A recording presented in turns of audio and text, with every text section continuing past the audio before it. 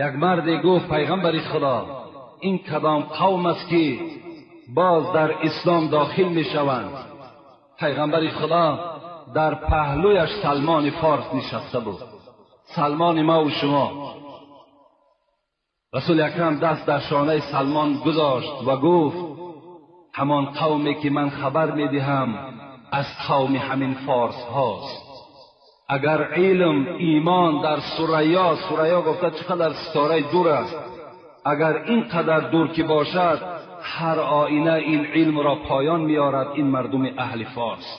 پیغمبر خدا گفتند خوش به حال مردم ما و شما. پیغمبر خدا در حدیث ها می آید که با زبان فارسی ما و شما شوربا هم گفتند. وقتی از سلمان فارس پرسیدند که شما همین خوراک چی میگویید؟ گفتند شوربا میگوییم. پیغمبر شوربا گفتند با لفظ شیرینی خودش. همین سلمان پدرشان زردشت بود، خودشان آتش پرست بودند. من مختصرا این قصه را برای برادر میرسانم، زیرا قصه زیاد میگیرد.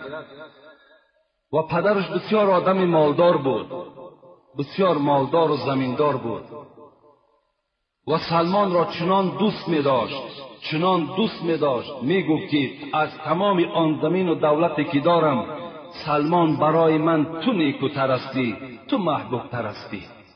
باره میگوید این پدر سلمان. و سلمان فرمود که من امروز از زمینهای خود خبر گرفته نمیتوانم، به سر زمینهای من رو، از حال زمینهای من خبر بگیر.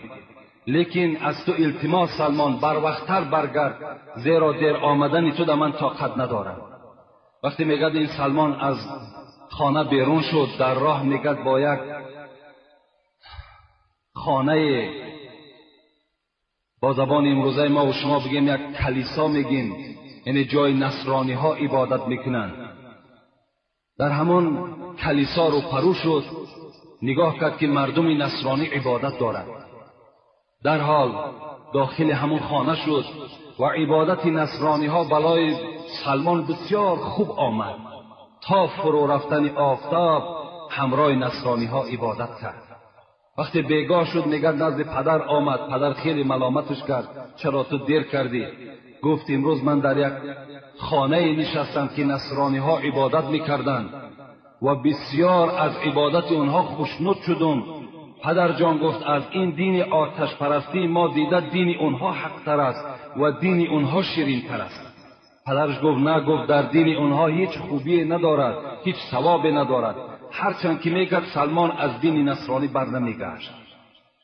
و ناگاه پدرش چیکار کرد؟ سلمان در خانه محکم کرد، دیگر نگذاشت که از خانه بیرون شود، زیرا میفهمید که وی این خانه را ترک میکند و از پی دین نصرانی میشود. لکن سلمان که در دلش محبت همون دین نصرانی که داخل شده بود، با کاروان همون مردم اصفهان، در اصفهان زندگی میکرد. یعنی تولدش از اصفهان است، اصفهان ایران.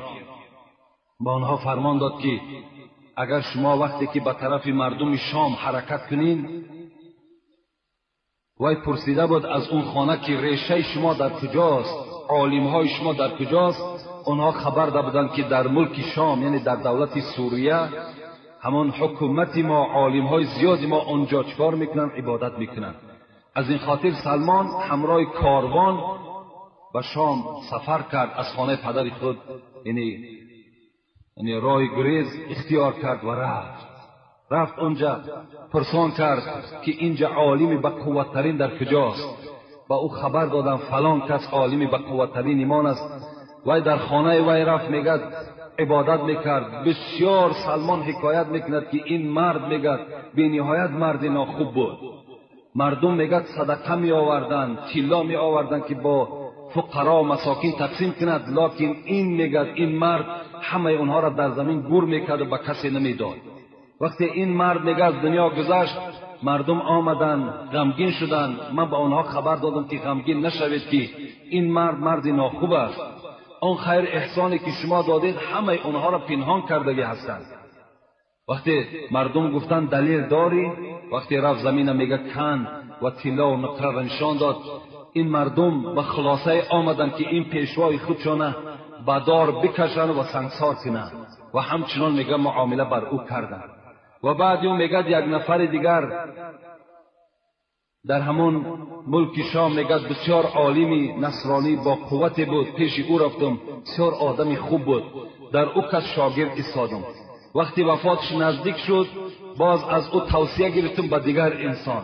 همچنان یک سلسله چندین آدم نصرانی ده سلمان فارس شاگرد ایستادند، یعنی دین نصرانی که دین باطله بود با همین دین پیروی میکرد. و ناگاه میگد آخران بار میگد با یک نفر روبرو شدم، یک موی سفید خیلی نصرانی بود و بر من خبر داد که دیگر به کسی شاگرد نشو، میتوانی که به سوی مملکت عرب روی. در کتاب انجیل خبر آمده است که در همین زمانهای نزدیک یک شخص میبراید که 3 نشانه دارد. نشانه اولش همین است که صدقه را نمیخورد، دویم نشانش همین است که مال هدیه را میخورد و سوم نشانش همین است که بین دو شانه او لا اله الا الله محمد رسول الله زدگی هست. حضرت سلمان از زبان این پیر خود وقتی این سخن شنیدند میگوید گاو داشتم، گوسفند داشتم، رهسپار به سوی همین مملکت عرب شدم.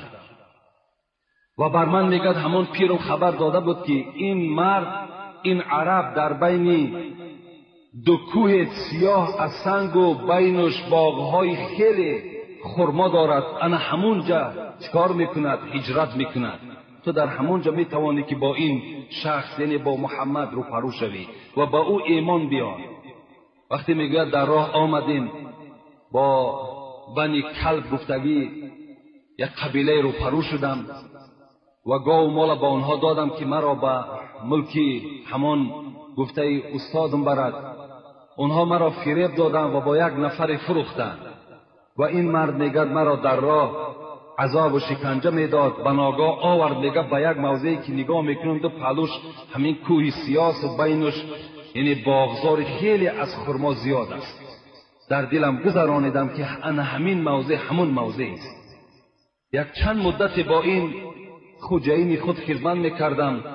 به ناگاه میگد روز بالای خرما میچیندم که یک آوازه شد که یک مرد آمده است، یک مرد از مکه مکرمه به مدینه هجرت کرده است که نام او محمد است و باید بسیار انسانی خاکسار و مهربان است. با شنیدن این سخن میگد چنان بود که قریب از بالای خرما بر زمین زنم. دوان میگد در بالا یک طبق کمی خرما گرفتم و نزد او رفتم. پیشنهاد کردم و گفتم تو محمد هستی؟ گفت بله من محمد هستم.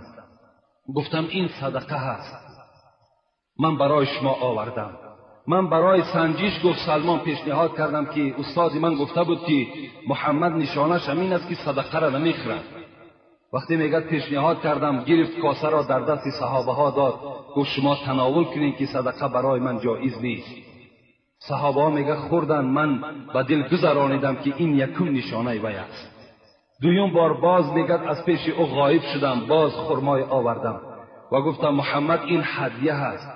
وقتی رسول الله هدیه را شنیدند در حال خود تناول کردند و صحابه ها را دادند. در دل گذرانیدم که این همان محمد است. روز میگد جنازه بود، برای سیوم نشانه او را دیدن که مهر نبوت بود.